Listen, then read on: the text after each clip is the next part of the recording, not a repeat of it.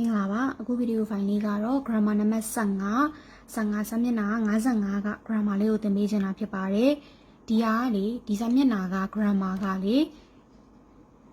speaking အသုံးဝင်တယ်ကျန်တဲ့ဟာလေ speaking မှာအသုံးဝင်တယ်ဒါပေမဲ့ဒါကလေ speaking အသုံးဝင်တယ်ပြီးတော့လို့ရှိရင် listening တော်တော်များများဂျပန်တွေပြောတဲ့စကားလုံးတွေကလေဒီပုံစံနဲ့ပြောတာပါဒီစာမျက်နှာပုံစံနဲ့ပြောတာပါဒါစကားပြောအသုံးနှုန်းတွေပေါ့နော်လွယ်တယ်ဒါပေမဲ့လွယ်သလိုနဲ့နည်းနည်းလေးရှုပ်တယ်ကျင်သားမရရင်ပေါ့ကျင်သားရသွားရင်တော့ကိစ္စမရှိဘူးကျင်သားမရရင်တော့နည်းနည်းလေးတော့ရှုပ်မယ်ပေါ့နော်နံပါတ်1 grammar လေးကတေအီရုတေရုဒေအီရုဒေရုဂျပန်စာမှာတခုလုံနေတယ်ဆိုရင် verb တေအီရုအချို့ verb ကတဲ့ဖောင်ဆိုတော့ verb a day ဖြစ်တော့ verb တေအီရုဆိုတာရှိတယ်ဒါပဲတေအီရု non တေအီရုကြားဘူးလိမ့်မယ်ဒါကိုမှစကားပြောမှာပြောရင်သူတို့တွေကလေ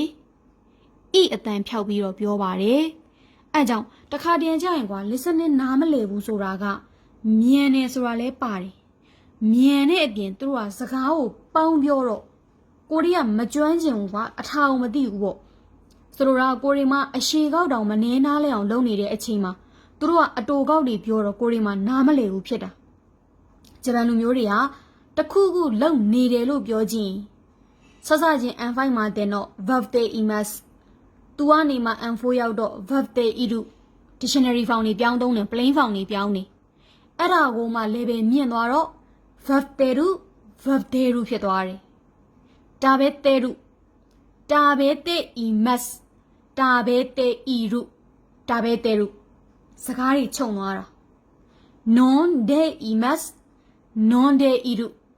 non de iru အဲ့လိုပြောတာရှုခုယခုခေဆိုတာအတိုကောက်ပုံစံလို့ပြောချင်တာအတိုကောက်ကဲဖတ်ကြည့်မယ်အဆိုးခိုနီစဝတ်တေရုဘယ်ဟာလာလဲဆိုတော့စဝတ်တေအီရုကိုစဝတ်တေရုဟိုမှာစဝတ်တေရုဟီတိုဒါရီဟိုမှာထိုင်နေတဲ့လူဘယ်သူလဲစုイクからချက်ချင်းသွားမဲ့အတွက်ကြောင့်先に行ってて先に行っててကြုံဘယ်လိုပြောင်းသွားလဲဆိုရင်行って行ってくださいသူတို့တွေကလေ verb တဲ့くださいကိုပြောရင်ပါလို့ပြောခြင်းくださいမထည့်ဘဲနဲ့တဲ့နဲ့ရင်ဆုံးနေစားပါဆိုရင်ဒါပဲတဲ့စားပါဆိုရင်ဒါပဲတဲ့အိပ်ပါဆိုရင်နေတဲ့ကြည်ပါဆိုရင်မီတဲ့သွားနေပါဆိုတော့အစ်တဲ့ခူရာဆိုင်ဖြစ်ရမှာကိုအစ်တဲ့ဖြစ်သွားတယ်အစ်တဲ့ဖတ်ပြန်ပြမယ်နော်စားတယ်ဒါပဲရုစားနေတယ်ဒါပဲတဲ့ဤရုစားနေပါဒါပဲတဲ့ဤတဲ့ခူရာဆိုင်အတူကောင်းချုံနေဒါပဲတဲ့ဤတဲ့ထက်ချုံနေဒါပဲတဲ့အဲ့တဘောမျိုးနောက်တစ်ခုどうしたのတဲ့どうしたのကဘာဖြစ်လို့လဲတဲ့どうしたのဘာဖြစ်လို့လဲ泣いてちゃわからないよတဲ့泣いてちゃわからないよ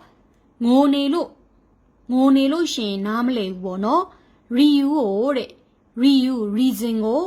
အစ်တဲ့ခရဲနာခုချအများကြီးပဲဝကြလေးရတာတူတူလေးဒါမဲ့လေ grammar တွေပေါင်းထားတာဒီနားလေးကိုဒါကိုမရှင်းပြခင်ဒီအောင်တရှိနောက်ဆုံးမှပြန်ရှင်းပြမယ်ဒီတစ်ကြောင်းနားလည်ဖို့အတွက်ဒီစာမျက်နှာကိုဒါကိုပြန်ရှင်းပြရမယ်ဒါကိုပြောရမယ်ဒီအဆုံးသက်ကိုသိဖို့အတွက်ဒီနားလေးကိုပြောရမယ်ဒါကိုပြောရမယ်အဲကြောင့်မလို့ဒီတစ်ကြောင်းကိုနောက်ဆုံးမှပြောမယ်ဒါဆိုဒီနံပါတ်1 grammar လေးအတွက်ဒီ grammar လေးအတွက်ပြန်ပြောရင်အတိုကောက်ပေါ့နော်အတိုကောက်တ တခုခုလုံနေတယ်ဆိုရင်မောင်ကတခုခုလုံပါဆိုရင် verb တဲ့ခူရာဆိုင်ရင်အတူကောက်က verb တဲ့တခုခုလုံနေတယ်ဆိုရင် verb တဲ့ဤရုရဲ့အတူကောက်က verb တဲ့ရုတခုခုလုံနေပါဆိုရင် verb တဲ့ဤတဲ့ခူရာဆိုင်ရဲ့အတူကောက်ကခူရာဆိုင်တူကောက်ဆိုတော့ခူရာဆိုင်မပါတော့ဘူး verb တဲ့ it တဲ့ဖြစ်မှာအဲ့ဒါကိုထပ်ပြီးအတူကောက်တော့ verb တဲ့တဲ့ဥမာကြည်နေပါမိတဲ့တဲ့အရှိကောက်ကဘယ်ရလာလဲဆိုတော့မိတဲ့ it တဲ့ခူရာဆိုင်ရလာတာဒီဗီဒီယိုဖိုင်ကိုလေခဏခဏကြည့်ပြီးတော့ပြန်လေ့လာပြန်ပြီးတော့ကိုယ့်ဘာနဲ့ကိုလေ့ကျင့်ကြည့်ပါဘာလို့လဲဆိုတော့ခက်လားဆိုတော့မခက်ပင်မဲ့မကျွမ်းကျင်သေးတော့ကျင်သားမရတော့ရှုံနေတတ်တယ်အဓိကပြောချင်တာကကွာပါဆိုရင်တဲ့ခူရာဆိုင်ရှိတယ်အဲ့ဒါလည်းအတူကောက်ပဲတဲ့နေတယ်ဆိုရင်တဲ့ဤရုရှိတယ်အဲ့ဒါလည်းအတူကောက်ပဲတဲ့ရုလုံနေပါဆိုရင် verb တဲ့ဤတဲ့ခူရာဆိုင်ရှိတယ်အဲ့ဒါကိုအတူကောက်ဆိုတော့ verb တဲ့ဖြစ်သွားတယ်ဒါပြုတ်ပြီးတော့ verb တဲ့ဒီနှစ်ကြောင်းသားလည်းမယ်ဒီတစ်ကြောင်းမှာပါတဲ့ဟာလေးတွေမှာလည်းအတူကောက်တွေရှိတော့ဘယ်ရလာလဲဆိုတာကိုထပ်ပြီးရှင်းပြမယ်နောက်တစ်ခုဒီ grammar ဒီဟာလေးတဲ့အိုခုတိုခုတဲ့အိုခုတိုခုဂျပန်စာမှာ verb ထားမယ်ဆိုရင် verb တဲ့ okay မတ်ဆိုတာရှိတယ် verb ထားမယ်ဆိုရင် verb တဲ့ okay မတ်ဆိုတာရှိတယ် dictionary form လေးပဲပြောင်းလိုက်အောင် verb တဲ့ oku ဒါဘာမှမပြောင်းသေးဘူးเนาะ dictionary form ပဲပြောင်းတာဒါဟိုမှသူတို့ကဘလို့ပြောင်းလဲဆိုတော့ရိုမာကြီးနဲ့ရေးပြမယ်တဲ့ oku လေတခုခုလှုပ်ထားမယ်စားထားမယ်ပြောထားမယ်ကြက်ထားမယ်တခုခုလှုပ်ထားမယ်ဆိုရင် verb တဲ့ oku တဲ့က e ကိုဖြုတ်လိုက်ပြီးတော့ verb တိုခုပြောင်းသွားတဲ့စကားလုံးဒီမှာပြောချင်တာအရှေကောက်ကတဲ့ oku အတူကောက်ကတိုခုဘလို့ပြောင်းရမလဲဆိုတော့တဲ့ဖောင်ပြောင်းဤတိုင်းပဲတွေးဒါပေမဲ့ဗဇက်ကတဲ့နေရာရောက်ရင်တဲ့ကိုထွက်မလာနဲ့တိုဖြစ်လိုက်တဲ့ပြောင်းဤတိုင်းပြောင်းနေဒါပေမဲ့တဲ့တော့ထွက်မလာနဲ့တဲ့နေရာမှာအနောက်ကဤတန်ပြုတ်ပြီးအိုကပ်ပြီးတော့တိုခုဥမာစားထားမယ်လို့ပြောခြင်းတာဘဲမတ်ကိုတဲ့ဖောင်ပြောင်းရင်တာဘဲတဲ့အိုခုဖြစ်ရမှာအဲ့မှာတဲ့နေရာရောက်ရင်ဘရိတ်အုပ်လိုက်ဒါပဲတိုခုအိတ်ထားမယ်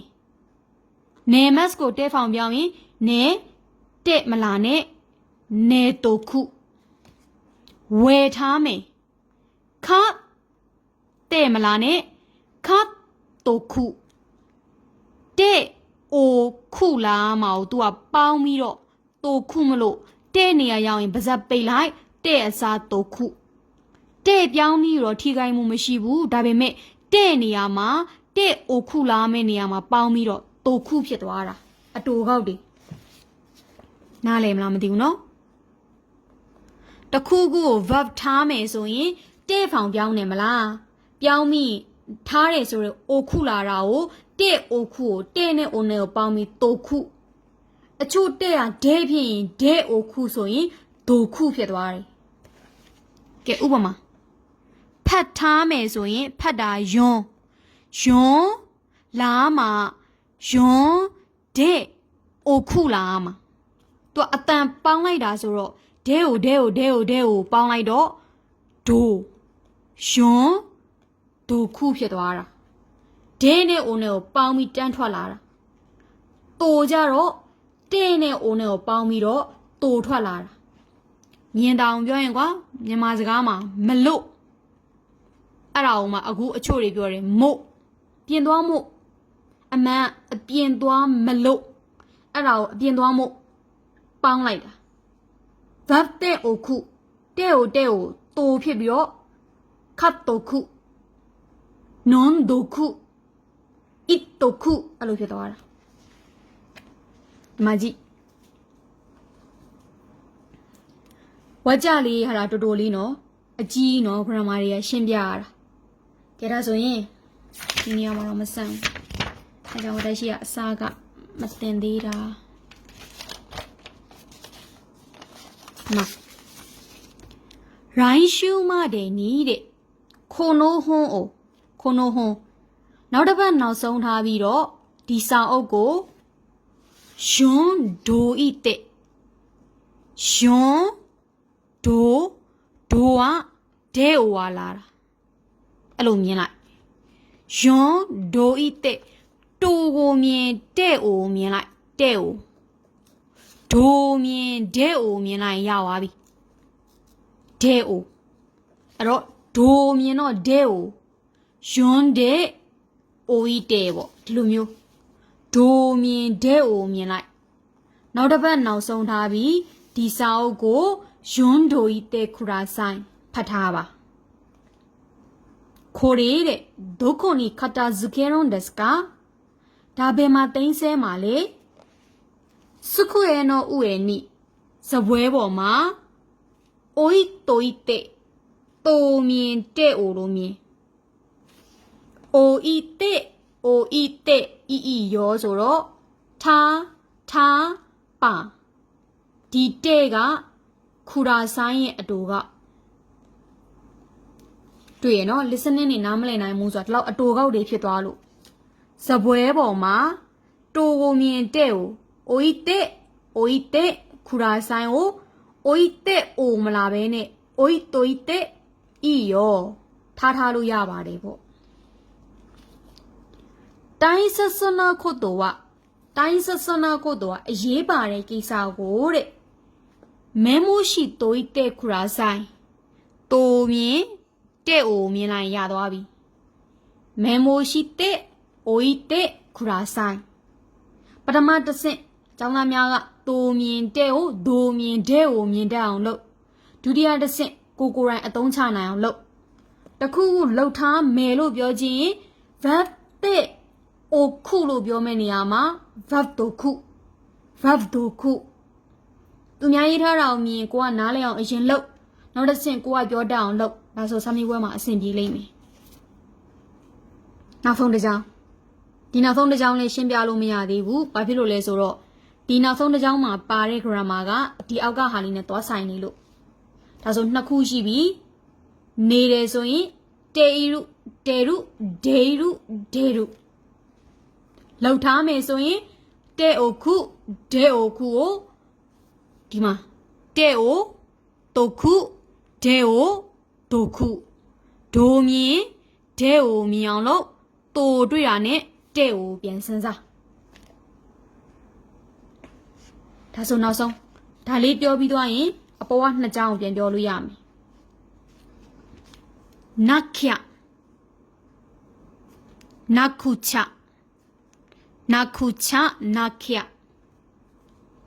မဗပ်လို့မရဘူးသူကဘာရဲ့အတူခောက်လဲဆိုတော့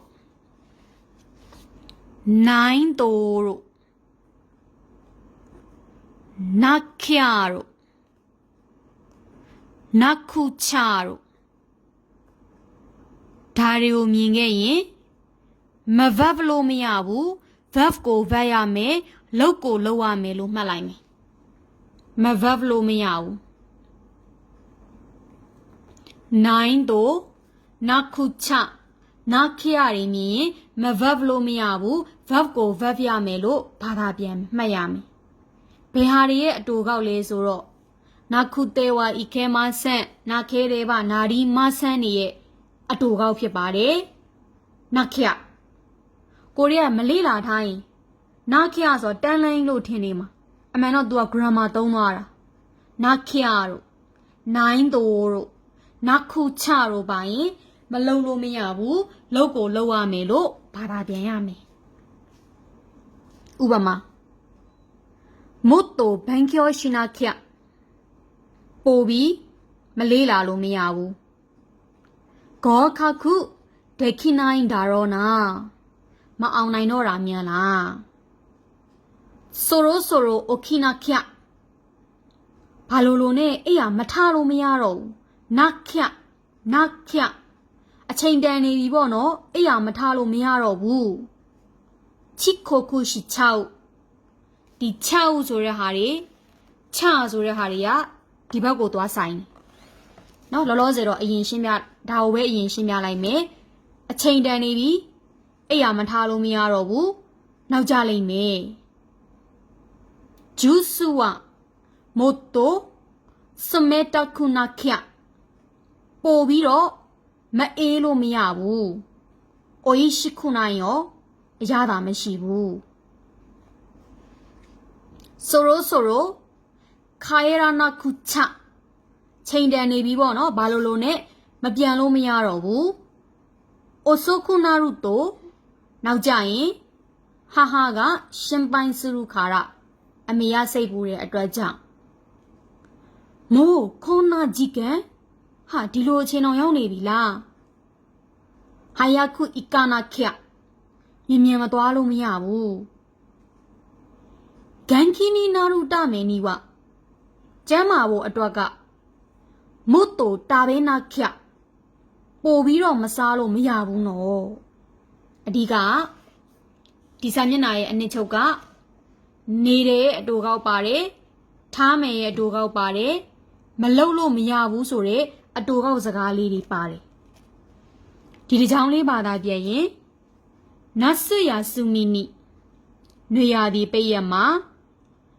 ခိုင်းလျော်ကိုနီအီခွန်တရှောနိုင်ငံခြားခရီးသွားမယ်မလား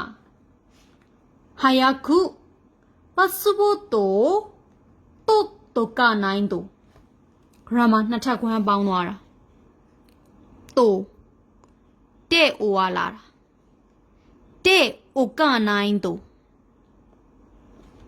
verb တဲ့အိုခီမတ်ကလောက်ထားတယ် verb တဲ့အိုကနိုင်တိုမလောက်ထားလို့မရဘူး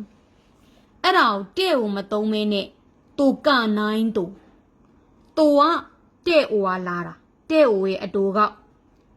နိုင်တိုကနိုင်ဖောင်ပြောင်းတဲ့တိုကမလုံလို့မရဘူးလှုပ်ထားတာရဲ့မလုံလို့မရဘူးရဲ့ပေါင်းတော့မလှုပ်ထားလို့မရဘူးမြန်ဆန်passport ကိုမယူထားလို့မရတော့ဘူးမာနီအာဝါနိုင်ရောတဲ့မမီဘူးတဲ့ဒါဆိုရင်နေတဲ့ရဲ့အတူကောက်သိမယ်ထားမယ်ရဲ့အတူကောက်သိမယ်မလုံလို့မရဘူးရဲ့အတူကောက်သိမယ်ဒါရှိကိုဒီဗီဒီယိုဖိုင်လေးအရင်လေ့လာပေးကြည့်ဒီမှာရင်ရှုပ်နေပြီဆိုတော့ဒါလေးကိုမပြောသေးဘူးဒါပြောရင်အကုန်ပင်လိန်ကုန်လိမ့်မယ်ဒါရှိနောက်ဗီဒီယိုဖိုင်လေးမှာဒါလေးအတွက်တီးတန်းတစ်ခုထပ်ပြီးတော့ခွဲပေးမယ်ဒါကလည်းအရှုပ်တွေဒါတွေကလည်းအရှုပ်တွေဆိုတော့ခေါင်းထဲမှာလေဘာမှမဝင်တော့မှဆိုလို့နောက်ဆုံးတစ်ခေါက်လေးပဲပြန်ပြောရင်နေတယ်ဆိုရင်တေရုဆိုရင်တေရုဒေရုဆိုရင်ဒေရုလောက်ထားမယ်ဆိုရင်တဲ့အိုခုဆိုရင်တိုခုတဲ့အိုခုဆိုရင်ဒိုခုမလုံလို့မရဘူးဆိုရင်နခုချနိုင်တိုဒါလေးတွေမှတ်ထားမယ်နောက်တစ်ဖိုင်မှာဒီနားလေးရယ်ဒီတစ်ကြောင်းလေးရယ်ပြန်တွဲပေးမယ်ဖြစ်မယ်နော်